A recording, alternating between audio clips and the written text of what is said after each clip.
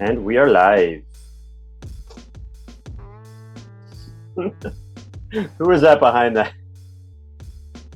I don't know, man. It's a hot day in the city of Toronto. What's up, guys? It's pretty hot up in here. Especially underneath these lights.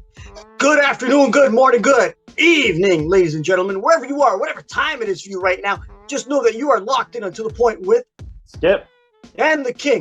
You guys know what to do. Go down there, click subscribe, like us on all our social media accounts. We got a bunch of them. We're all over the place.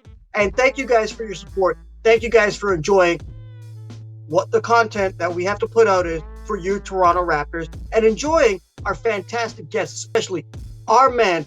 Thank you, the one and only Papa Minnow from Pop's Culture. And if you guys have not listened to that, if you guys have not checked out his podcast, you better. It's on Spotify. You can check out his memes on Facebook. It's absolutely hilarious, right? I love it. I've been on his show. You know what I mean? It's great. Thank you for coming back on today, Papa. How are you doing today, my friend? And yes, ladies and gentlemen, that is his real name. I call him Rocco Man. I'm good, man. I'm good. Thank you guys for having me. Yeah, it's definitely a hot one in these Toronto streets for sure. The weather is jumped up quite a bit, but it's August, so I mean that's a good thing. Can't complain. Yeah, exactly. In a couple months, it's gonna be cold and we're gonna be freezing over here, right? Yeah, I never got how people get upset that it's hot in the summer, and then once summer comes, they're like, "Nah, I want fall back." I'm like, summer's a way better season. Like, I don't know why you guys like the cold, but those kind of people like pumpkin spice in their coffee. But I want to say I'm a summer person. I'm a summer person, but when it's 35 degrees outside, it's too much. But anyway, can't handle it. Skip, your melatonin ain't that right. But thank you for coming back on the show, Papa. We'll save the rest of that pumpkin spice joke for when I come on your show. By the way, ladies and gentlemen, it's no filter, so it's an absolute fun time. So, guys, Papa, you're normally our recap guy that comes on here and you fill everybody in, like with people that are vibing with the city of Toronto, people that are looking in hindsight in 2020 as to what happened. It's actually 2022, but people that look 2020 in hindsight in the city of Toronto when it comes to the Toronto Raptors. That's why you are my MVP when it comes to this. So I want to pick your brain. I want to ask you a question. There's a certain player, right? He got on a rough bus back in the day, the number 45 Kipling, right, to make it to where he is currently. And I would like to ask you, based on what we've seen in the Summer League with the one and only Mr. Dalano Banton, the Mandem, from the Dot, right? From what you've seen from him in the Summer League, what do you feel about what you witnessed? Yeah, so for Dalano, he's been in quite of a bit of a weird spot just because he's good enough to play on the Raptors team. However, Nick Nurse does have a bit of a short leash in terms of his roster rotations. So he hasn't been able to essentially crack that, but he's definitely a lot better than the G League competition and especially Summer League as well too. So he's in this limbo where he's kind of in between both spots and he needs to elevate his game. Yeah, purgatory. So he needs to elevate his game to get over. But there's a couple things that I think will help him improve and will help him make that next step. And in the Summer League, we saw some of that going on. So he played 4 games in the Summer League. He averaged 16.3 points, 5.3 rebounds, 4.3 assists, 4.8 turnovers, and 2 steals. And he led the team in every single one of those categories, by the way. Yeah, everything except for blocks. Blocks was the only stat that obviously he did not lead in, but he's definitely improved his game quite a bit in the summer, and we've seen some of those changes. One of the biggest things that was hampering him last season was his ball handling, and in the Summer League, it still did a little bit as well too. He did have those 4.8 turnovers, but one big adjustment that he's happened to make is that he's able to face up now a little bit better than he did last season. What we saw from him last season was that he was a little bit afraid to face up against his opponent because he is a taller guard. He's a guy who's like 6'9". So for him to go up against point guards who are a little bit smaller, it was easier for them to kind of grab the ball from him and rip his handles. And we also saw him get stuck in certain situations when it came to his decision making as well too. So those are the two things that kind of led to his turnovers. But in the summer league, we did see that he was able to face up a lot more against smaller guards. He was able to drive and get to the paint a lot better than he did last season as well too. And those have been some of the improvements that he's also made going forward. So hopefully he sticks to that with the upcoming season and something that he sticks with his improvement. Another huge plus for him as well too in the summer league was his shooting. Last season with the Raptors in 36 minutes, he took 2.6 attempts and he made 25.5% of them from three.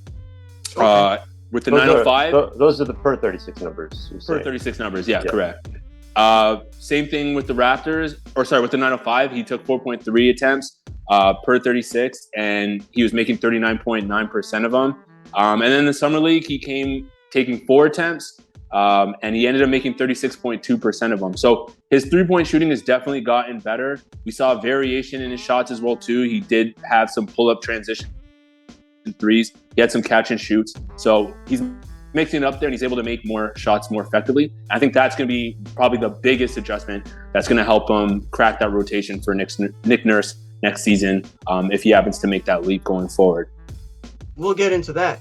Now, Skip, I got to ask you, how do you feel about Dalano Banton excelling this year the same way all the other Raptors have been training very hard in their different leagues and their different workout regimens? Like, you could even say Malachi putting up 73 points. You know, a lot of the Toronto Raptors are working hard.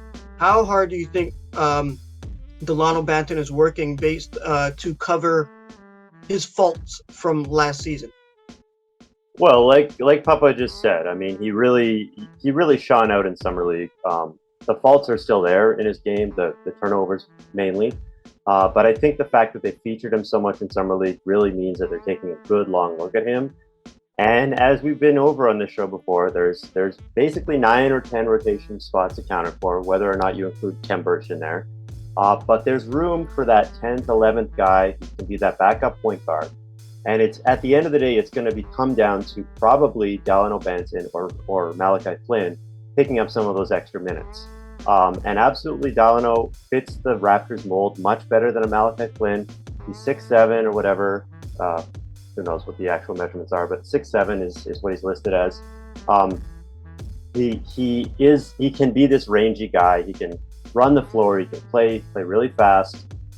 We saw even last year, his numbers last year don't jump off the page, but there were times last year you saw him come into games and he would just change the energy in the room. It wasn't really a statistical thing. He wasn't not shooting the cover off the ball. It was just he would come in and the Raptors would be kind of stagnant. They'd be kind of struggling, and suddenly they'd get out in transition and everything would open up to them a little bit. So he can have that impact. We saw that last year, but obviously his real numbers didn't reflect that. You know, his numbers for the year were pretty minuscule. If you look, 3.2 points per game, 2 rebounds per game, 1.5 assists per game. It's obviously in a very, very small number of minutes, but it's not jumping off the page at you. What we saw was the energy. So the question for him going forward is going to be, can he fix his ball handling? Because ball handling is huge. His assist to turnovers still weren't terrible. They were 2-1. But, I mean, at the end of the day, you really want someone who's going to be running the floor to really know how to control the ball. And the second thing is, like you mentioned, Papa, his shooting. So his shooting numbers in the G League and in Summer League were actually pretty good, like 36, 39%. You're happy with that. And when he was shooting like that, you know, you saw him go off, have these 20-point games in Summer League, 16 points a night was his average, I think. So if he can translate some of that shooting over to the NBA, and instead of shooting 25%, shoot 35%, even 33, something like that, something just a little bit more manageable. Then suddenly maybe you get a little more. You give him a little more minutes. You give him a little more run. He fits the roster so much better than Malachi Flynn. So it's gonna come down to, look, Malachi Flynn's putting up these crazy numbers. You're jumping the gun. Yeah. But Malachi Flynn's putting all these crazy numbers up in all these summer leagues that are sort of off the beaten path. So he's balling. The real question is, when it comes to training camp, who's going to win that job? It's going to be one-on-one. Okay. Skip, you've jumped the gun so much. I hope you still have some gas left in the tank because it's expensive nowadays. All right. Damn. I'll tell you guys something here, okay? If I may weigh in. Now, with Dalano, I gotta love it. And anybody here from the city of Toronto has to love it that a guy made it out of nowhere to somewhere for his own team, for his hometown team. And like you said, Skip, he's not putting up the numbers, right? Obviously, he had 64 games played last year, but the minutes, they're for the minutes and for what he's done, that's pretty good. He's had some great energy. He's had a lot of issues, but I've noticed when he is on the floor, the energy that he is pulling up, and the other guys are feeding off of him, because a friend of mine, like he told me years ago, you are what you eat mentally, physically, emotionally. And they are eating off of him, and they're feeding each other, which is showing his value to the team. And for the team to showcase him during the summer league and to let him keep going, let's just say, hey, yo, Malachi put up over 70, but was he on the summer league team? No, he had to go to another team to get his reps in, to get himself going. They put their trust and faith in Dalano. And anybody out there that's watching this right now that is from the city of Toronto and lives here and feels how hot it is today, you could see me sweating, right? Okay, you would understand, and you might want to root for this guy to be one of the future core players within the Raptors organization. Can I say one thing real quick? Hold on. All right. Along with Precious, Scotty, the younger cats that are coming in there, because even Pascal will be a veteran by then, OG Boucher will be a veteran by then, but that core that's going to be built in to this young Raptors team, I think he does have an opportunity. Now, in order for him to have an opportunity to crack this Raptors roster, other than including decision making, like you said, Papa, and like Skip said, shooting, what would he have to really improve on to get in to this lineup? Because like Skip and I have said, it is a tight rotation. What would he have to do to stand up, and show out? Papa?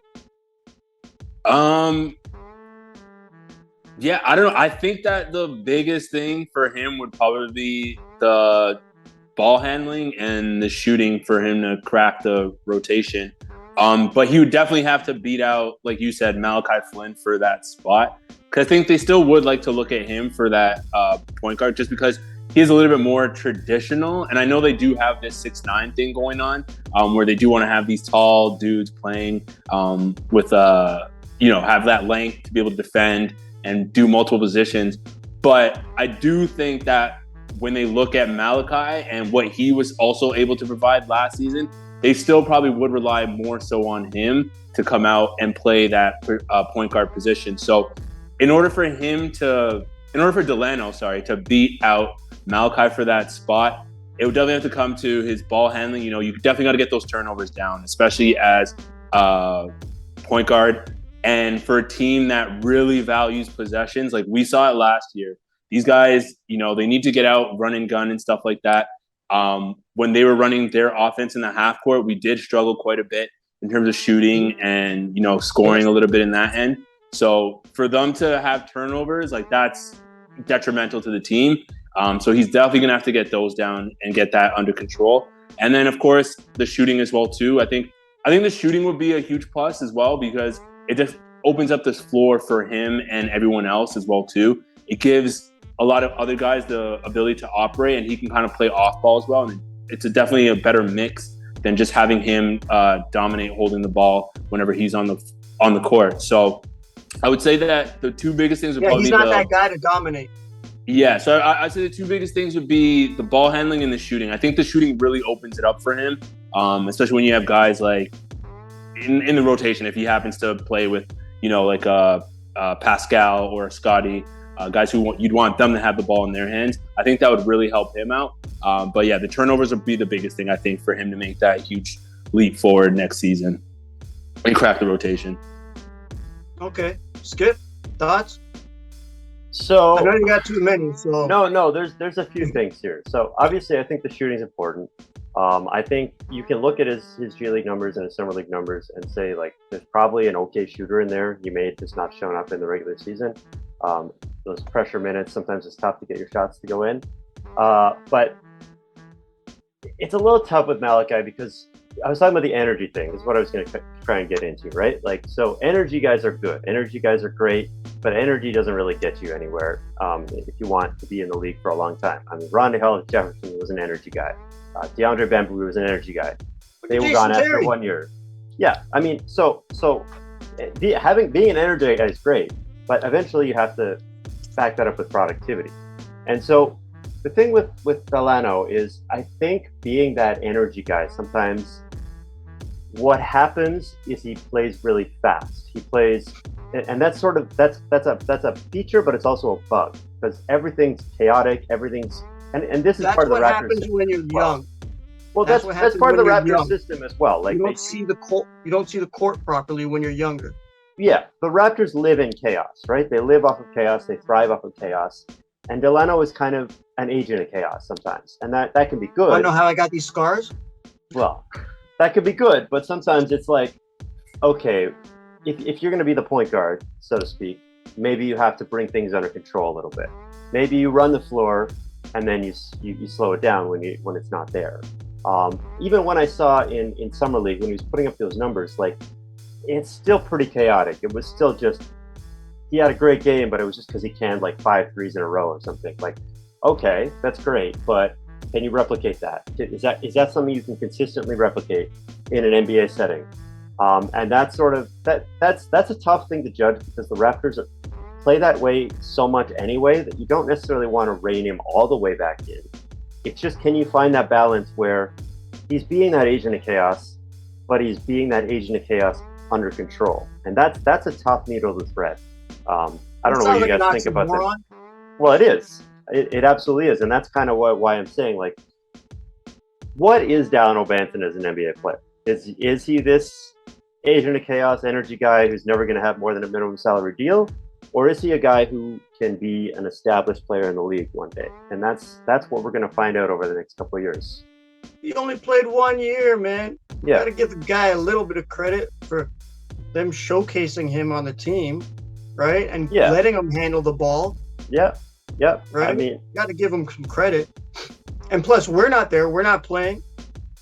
We all sitting in our chairs talking smack about this. So I'm not going to get into that.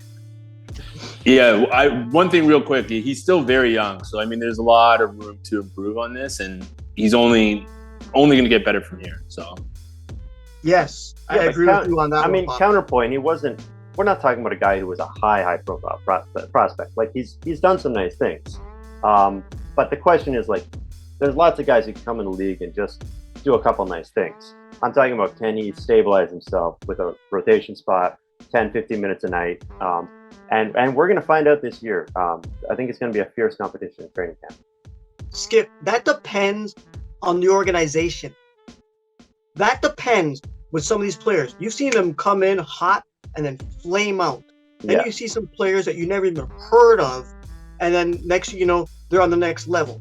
Like Pascal Siakam was an energy guy. Like, yeah, but hold on. The Raptors do have that ability. Like, it's not like he's going to New Orleans or something like that, right? You know what I mean? Where they focus more on the Saints than the Pelicans, that organization, since they own both, right? And some of these guys flame out and want to leave, and they don't succeed, right? The Raptors are focused on the players they have. There's a reason why they got them.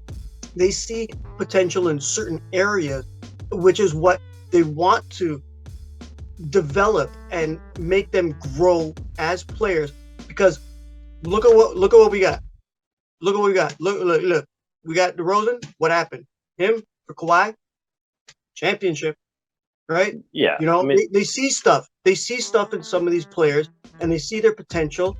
You know, if they can't get them over the hump, at least there's something to get them over the hump. But what I worry about is they see Dalano and they think, all right, he fits Vision 6'9", but you got to think, okay, is he good enough? Like that should be your first question. Is he good enough? Like, it's great if he fits Vision 6'9", but he still has to be good enough. And at the end of the day, the better players need to play, regardless of what your vision is, what your team profile is. You have to play the best players you have. So if Dalano can be 6'9", 6'7", and rangy and do all the things on defense and can play under control, that's great. He fits the team profile very well. But if Malachi Flynn is still out there, if he can take that next step, it doesn't matter that he's 6 feet. You need good players. That's your number one priority is good players. That's what we need. So, Papa, do you have anything left to say about that? And I was just gonna say, like, yeah, I think that consistently, I think he could be that guy. Obviously, like you said, he'd have to deliver and he'd have to, do that on a consistent basis. But from what he's shown in the summer league this year, he definitely came in with improvements. So I think that it's definitely going to fall a lot on him as well too, and how much he wants to improve every offseason and how much he wants to put into his game and be able to prove that to the guys. So it's a good look from now, because based off of last season, it didn't look that great for him. And now off of this summer league performance, it looks like he is putting in that work. He is putting that effort. He is working on the things that he knows he needs to work on. So we'll see what happens, because like I said, a lot of it was last year was, he couldn't face up and he would end up putting his back to the basket, or he'd get stuck in these like down low positions. And now, like, I've seen that in the summer league where if he got into that position, he knew how to get out of it by making the right pass, seeing someone cutting and throwing the ball over or bouncing it behind a defender and being able to get it to the open guys. So I see a lot of promise in him, and I see him being able to take that next step. It just all depends on, can he all put it together and make that consistent, like Skip had said. Yeah. Okay. And last year. Wait, hold on. Okay. You guys still did not answer my question before we get out of here. Okay. Will he crack the rotation? Yes or no? Give me a hard yes or a hard no. For this upcoming season? For this upcoming season. Can he crack the top 10, top 9 rotation? I say no. I say no. Say no? Okay. Respectable. Skip? I say no, but I'm not confident in no. I think it's no, but I wouldn't be surprised if he did. Skip. Hard yes or no? If you're asking me 50-50, I say no. But it's not okay. It's close. Yeah. I will say yes. Yeah. I will say yes. And I'll go on record and say that I'll die on that hill. I think he's 1 year away from me personally, but I truly believe it. But guys, we're running out of time, so this has been a great conversation. Do you guys have give me one sentence. I'm looking at you, Skip. Yeah. Give me one sentence to say about Dalano Banton. Just on his very last point, I think last year he really only existed in transition. He had no half-court game, so it's going to be interesting to see if he can develop a half-court game, like you said. Damn, that's a long sentence. Big Toronto man, shout outs to the boy them. Mm-hmm. Right? Yeah, I'm rooting for him. I'm hoping he does it. So, guys, thank you guys for watching. Thank you for your support. Thank you for subscribing. Thank you for liking. We appreciate you guys. You guys were a big part of the Raptors winning the championship in 2019. We all know what it was. It was all the fan support. And like we were just talking about, energy sometimes is over stats, right? You guys know what to do. Go down there, click, and check it out. Pop's Culture for Papa Minnow. Sometimes those tread your waters according on some of those topics, okay? I'm just letting you guys know ahead of time, okay? And don't leave your children in the room, okay? But at Papa Minnow, thank you for coming back on, my man. You guys know where to find my dude Skip at Simon Brodeur, simonbrodeur.com, running the point on Amazon.ca, at Dougie J's. Go find him. Baseball season. Harass him. Get at him. Please, I would love to see it. You guys know where to find us. Or me, at King Hussein on all social media platforms. And us, To The Point, Facebook, Instagram, Twitter, YouTube. And if you ain't watching us on YouTube right now, you're bootlegging and you owe some money. All right? I'm just letting you know right now. And I might come find you. Okay? So on behalf of all three of us, and Papa, thank you for coming back on. So on behalf of all three of us, good afternoon, good morning, good evening, good night, and Peace.